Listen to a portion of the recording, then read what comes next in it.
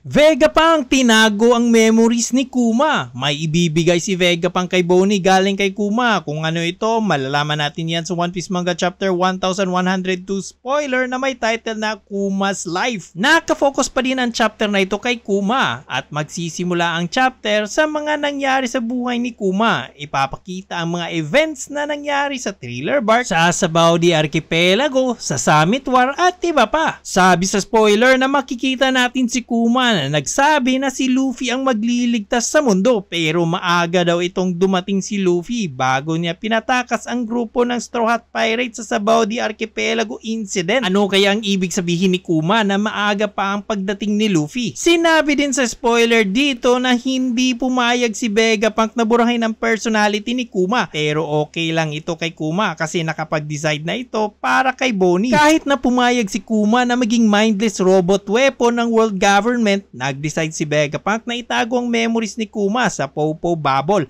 At iyon ang nakita natin sa Egghead. So possible pa talaga makabalik ang dating Kuma at baka magkakatotoo ang theory natin about kay Kuma sa video na ito. Hopefully. Kung hindi mo pa napanood ng theory video na ito, pwede mong panoorin ito after. And tell me kung sa tingin mo mangyayari ito. At sa chapter na ito, bago nabura ang memories ni Kuma, nag-iwan ito ng huling mensahe para kay Bonnie. At ito yung sinasabi ni Vegapunk na may ibibigay pa siya kay Bonnie. At ang mensaheng ito ay para sabihin kay Bonnie na happy 10th birthday from Kuma. Di ba nga sa previous chapter ni isang sulat galing kay Kuma, walang natanggap si Bonnie kasi kinukuha ito ni Alpha. At sa chapter na ito magtatapos na ang flashback story ni Kuma. Sa next chapter magbabalik na tayo sa present time, yung umiiyak si Bonnie sa mga memories nila ni Daddy Kuma. So abangan natin ang paglabas ng buong chapter. Na-miss ko na kasi si Saint Saturn. Salamat sa panonood mga nakama. Kita-kits sa next video.